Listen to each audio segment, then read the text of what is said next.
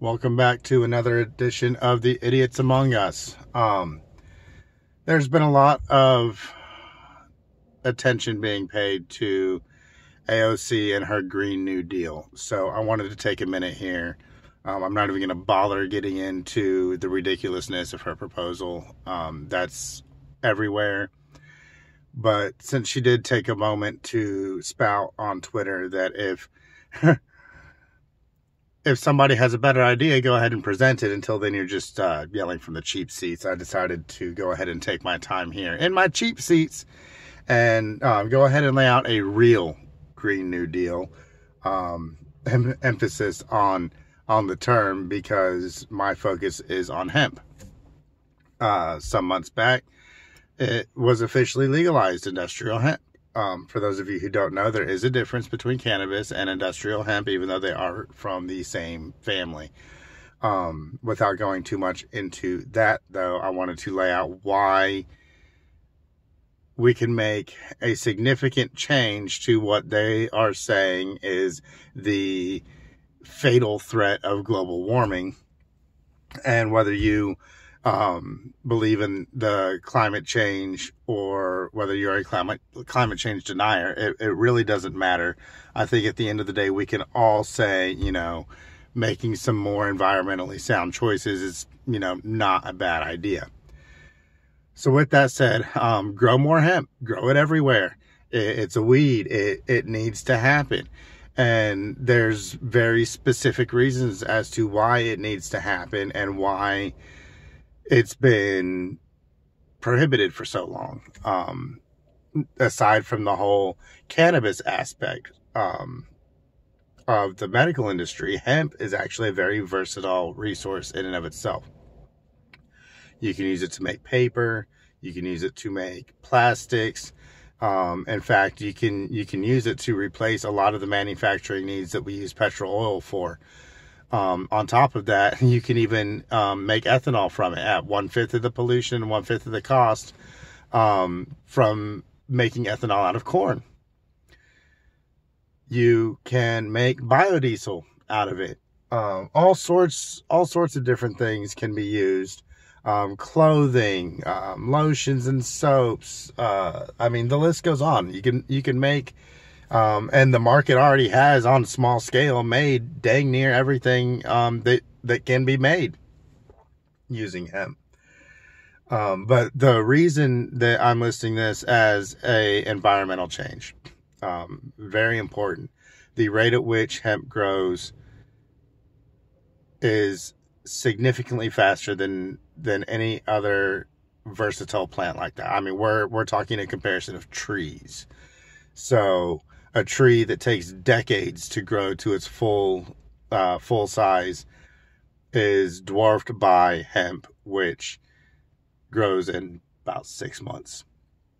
So through the photosynthesis process and the quick lifespan, we have a much higher increase of oxygen output and carbon dioxide consumption by the plant. The same thing that trees do. The photosynthesis on the hemp plant is elevated. There's a higher output. There's a higher intake. The soil, the process of growing plants, typically it diminishes the nutrients in the soil. It sucks all that up. That's why a lot of farmers have to deal with crop rotation. They can't use the same plot of land to grow their crop year after year. They have to set it aside. This section for this year, this for this year, this for the next year, this, and so on and so forth. And they have to rotate throughout that space. So even though they have, say 150 acres that they're growing their crops on, they're probably only using about 60 to 75 acres of that crop in any given year, or of that land in any given year. So by planting hemp throughout those crops, just whenever they go in and they lay their seeds for their crops, sprinkle some hemp in there. Obviously you got to keep it separated, enough that it's not going to interfere and grow in with the plant and do any sort of natural geoengineering. But you can still intersplice it throughout your crops and give a little bit of life back to that soil. Depending on what you're growing, you can reduce or eliminate your need for crop rotation. Again, that's not going to completely eliminate all need for any crop rotation. Different crops, different plants, they require a different amount of nutrients and have their own impacts. But still, you're reducing that damage that you're doing, at the same time giving a fast-paced photosynthesis that is going to help replenish the air. With that said, not only can it help crops, it's been used. There were test runs, I forget where, I think it might have been up in Canada, by highly impacted oil shale, where it actually cleaned up the hazardous waste left in the soil from oil and fracking. Great there too. I'm not somebody that supports fracking. I think it's extremely environmentally dangerous. If you're gonna do it, go ahead and put out your hemp plants where you're going to be impacting the soil, so that whenever you do make a spill and you do make a mess, which you will do, you can be a little bit ahead of that problem. Again, it's not perfect, but you'll be a little bit ahead of that problem. Furthermore, they legalized hemp, but there's still, some pretty heavy regulation on it. Completely remove that regulation. Make it like grass. Let it grow on the sides of highways. Let it grow random. It's a freaking weed. They call it weed for a reason. It grows like a weed. It is a weed. If we just let it loose and let it grow naturally throughout our environment, throughout the world, we would have a significant impact on emissions and other types of pollutions that are going into our atmosphere.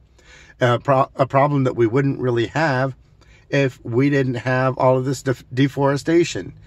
Deforesting large quantities of land for things like lumber to make paper that gets used once and thrown away, to make all sorts of things.